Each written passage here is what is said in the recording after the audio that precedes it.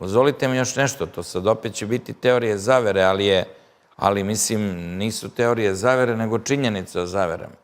Jedan od glavnih ideologa masona, Albert Pike, je još 70. godina 19. veka govorio da će svet imati 3 svetska rata.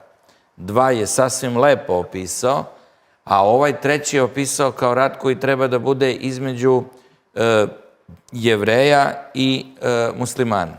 I mi sad vidimo... A gde će se odigravati taj rat? Molim? Gde će se on? Pa on će se dešavati na čitavom Bliskom istoku, a njegov epicentar je naravno Palestina. Ali pazite, Iran koji se vrlo suzdržano ponaša je već na ivici intervencije.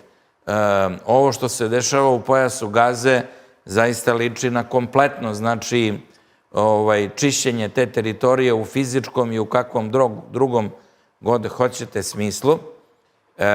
Eventualni ulazak Irana u rat, pa to je definitivno 3. svetski rat, jer Kina i Rusija će se verovatno koliko god mogu svrstati na strani Irana, SAD će se svrstati na strani Izraela.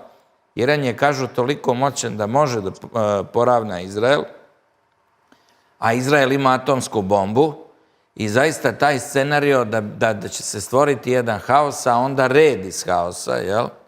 To je čuveno glasilo onih koji stvarno vladaju svetom. Prema tome, nama bi sada ulazak u 3. svetski rat znači nagovestio ponovo stvaranje jednog novog sveta za koji ne možemo biti sigurni kuda vodi. Ja mislim da vodi u neku vrstu ratnog komunizma koji je zapravo u Rusiji počeo 1917. godine. Tako da to već duže vremena pričam. Molim? Kako mislite ratnog komunizma? A to se tako zvalo u teoriji. Ono što se dešavalo u Rusiji negde do 25. godine bio je ratni komunizam. Šta je ratni komunizam?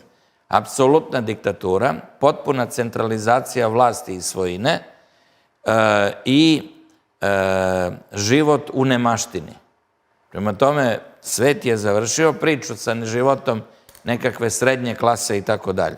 Sad kreće život u nemaštini, to je Klaus Schwab i nagovestio, to je čuvena rečenica do 2030. do te agende Ujedinjenih nacija, nećete imati ništa i bit ćete srećni. To je upravo to. Prema tome, znači, to je verovatno jedan od ključnih ciljeva. Šta je doneo Prvi svetski rat? Prvi svetski rat je doneo komunizam. Šta je doneo Drugi svetski rat? I Ligu naroda, kao preteču svetske vlade. Drugi svetski rat je doneo Ujedinjene nacije kao preteču svetske vlade, jevrejsku državu i dalje jačanje komunizma.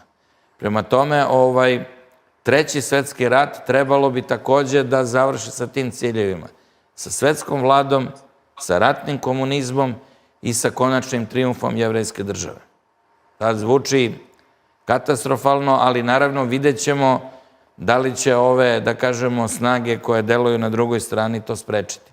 Zvuči tako da ste me ostavili bez teksta, a treba nekako da odjavim emisiju, pošto smo